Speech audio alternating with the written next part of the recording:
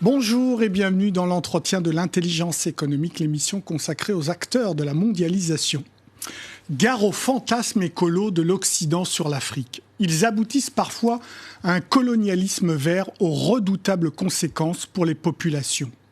Eh bien, c'est la thèse du livre de mon invité. Guillaume Blanc publie « L'invention du colonialisme vert » aux éditions Flammarion. Bonjour Guillaume Blanc. Bonjour. Allez, une rapide définition de ce colonialisme vert qui s'appuie sur l'histoire des parcs nationaux africains.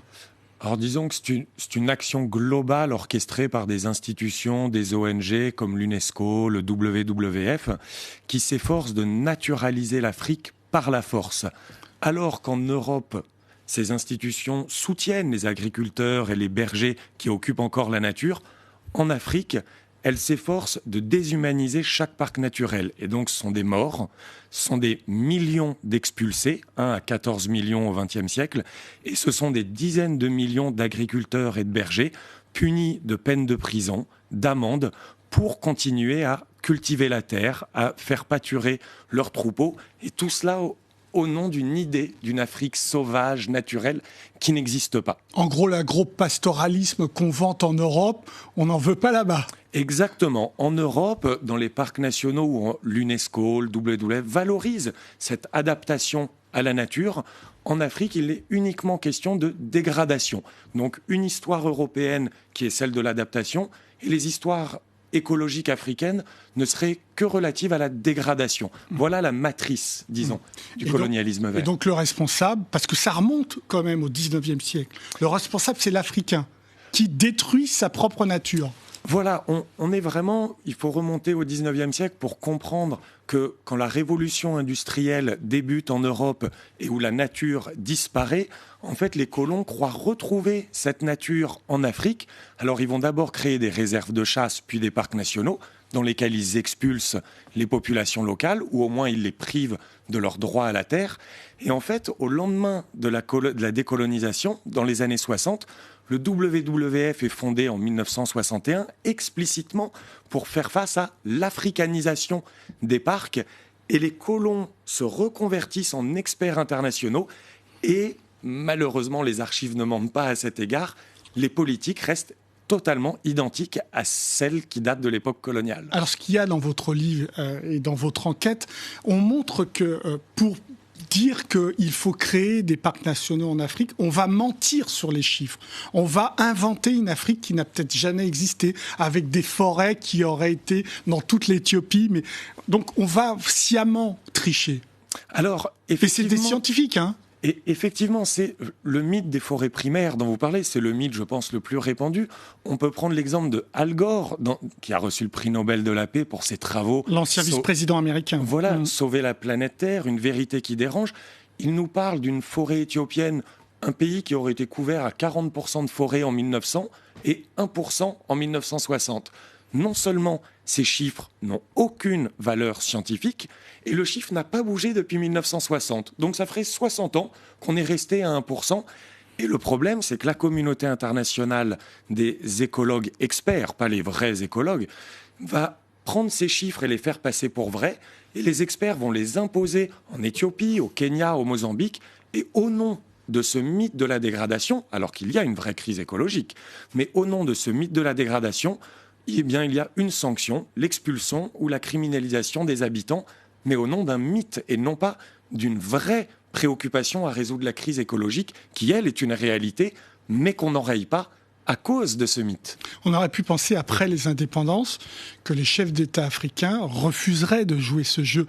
Pire, ils sont allés dans le sens des grandes organisations internationales. Et effectivement, pourquoi ? Alors, effectivement, on le voit. Alors, ce qui est intéressant, c'est de voir que le pouvoir ne se partage pas entre ceux qui l'ont et l'exercent et ceux qui ne l'ont pas et le subissent. Le pouvoir circule, fonctionne.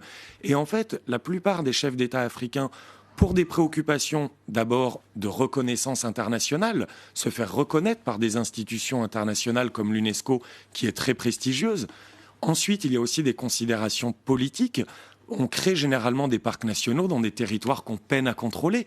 Grâce aux financements internationaux, des États peuvent planter le drapeau dans des régions de maquis. Et puis après, il y a un cadre, disons, culturel que les dirigeants d'Afrique subsaharienne, certes, n'ont pas choisi ce mythe de l'Éden africain, mais qu'ils vont réinstrumentaliser, réadapter à leurs propres considérations. Mais par contre, les perdants sont toujours les mêmes, ceux qui occupent et vivent de la nature que les autres voudraient protéger. Alors, on vend du rêve en disant, derrière, c'est ce qu'il y a dans votre enquête, on va implanter du tourisme soi-disant de haute qualité, évidemment. Après les chasseurs du 19e et début 20e, là, c'est plutôt les touristes. Et exactement, et c'est là alors l'aberration en fait de ce système. Cette nature qui est préservée, qui est vraiment mise en parc, en fait, cette nature est préservée, mais il faut qu'on interroge le vrai phénomène. Elle est préservée pour qui? Oui. Elle est préservée pour des touristes à 90% occidentaux, mais alors dans le livre, j'ai essayé de m'amuser, entre guillemets, à compter, à mesurer le coût écologique d'une visite dans un parc national. Les bâtons de randonnée qui sont en aluminium, c'est de l'extraction de bauxite.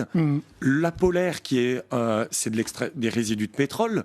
Le Gore-Tex, du téflon, les smartphones avec lesquels les touristes viennent, du néodyme, du tantale. Donc c'est le sous-sol de l'Afrique, quoi. Plus le billet d'avion, 0,5 tonnes d'émissions de gaz à effet de serre. Eh bien, en fait, une visite dans un parc national africain, c'est l'équivalent de le détruire. Donc, il faut bien savoir que dans un parc national, il n'est pas question de protéger, finalement, il est question de consommer la nature, et c'est un trompe-l'œil qui masque le véritable problème, la destruction de la planète. Mais on croit sauvegarder. Alors Guillaume Blanc, vous êtes maître de conférence à Rennes 2, donc vous êtes capable d'alerter.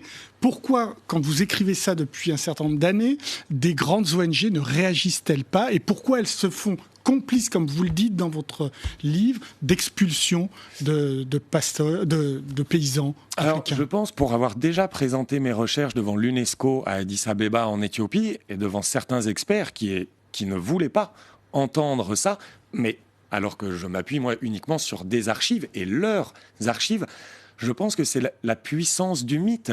Alors qu'il est urgent de reconnaître l'erreur commise, que les chiffres dont on dispose sur l'Afrique, en fait, sont des chiffres qui circulent depuis 30-40 ans et qui, à force de circuler, personne n'ose les remettre en question. Ça n'a jamais été un Éden, quoi. Voilà, l'Afrique n'a jamais été un Éden. Comme l'Europe, l'Afrique est habitée, l'Afrique est exploitée.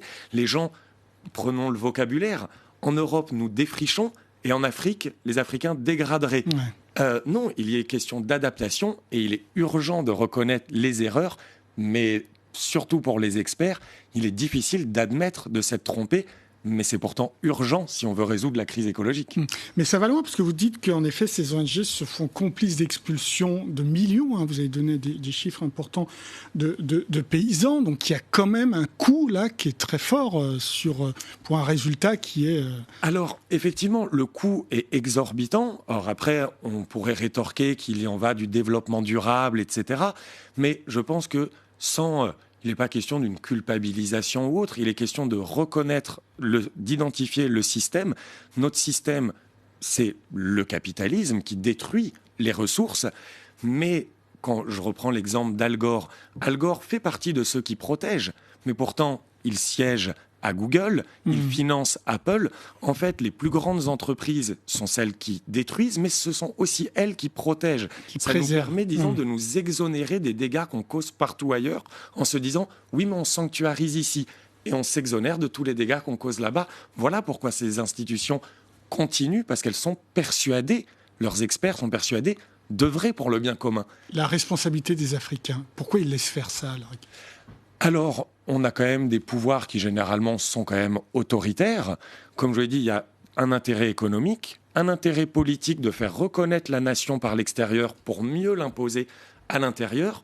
Mais encore une fois, un cadre, disons, culturel, cette idée de l'Afrique, je veux dire, le roi lion, il n'y a pas que les Européens qui croient à l'imaginaire de cette planète verte. Les jeunes enfants africains aussi, mais voilà... Il y a un cadre culturel. Mais pourquoi ces élites africaines ne cherchent-elles pas un modèle spécifique de développement durable à l'Afrique avec les Africains ? Bien, j'allais dire, les experts européens et les experts africains partagent en commun d'élaborer des schémas forcément globaux et jamais localisés. Et ils partagent les mêmes pratiques, les mêmes savoir-faire et les mêmes savoirs préconçus. Et tout le monde, tous les experts, qu'ils soient européens, africains, états-uniens, sont convaincus de cette dégradation qui, encore une fois, n'est pas chimérique, mais la dégradation de tout un continent de manière homogène, elle est fausse. Mais ces experts, ces élites même africaines, sont également convaincus de la véracité de ce mythe et aussi vont de pays en pays pour diffuser les mêmes politiques sans études localisées. Et donc le mythe continue, disons, dans une dynamique afro-européenne, non plus européo-africaine, mais le mythe continue avec ces experts. Vous n'avez pas de collègues en Afrique qui sont parfaitement conscients de ce que vous écrivez et qui veulent changer les choses? Bien entendu, des collègues à l'université de Mekele, d'Addis Abeba en Éthiopie, mais ces collègues-là, ils sont comme moi, nous faisons des sciences humaines ou j'ai des collègues écologues, mais personne n'est entendu, puisque ce ne sont pas des experts qui proposent des schémas globaux, ils proposent des schémas localisés, et ça, les grandes institutions internationales ne sont pas encore totalement demandeuses. Merci beaucoup Guillaume Blanc pour vos réponses. L'entretien de l'intelligence économique est terminé. Et évidemment, vous pouvez le retrouver sur france24.com. Au revoir.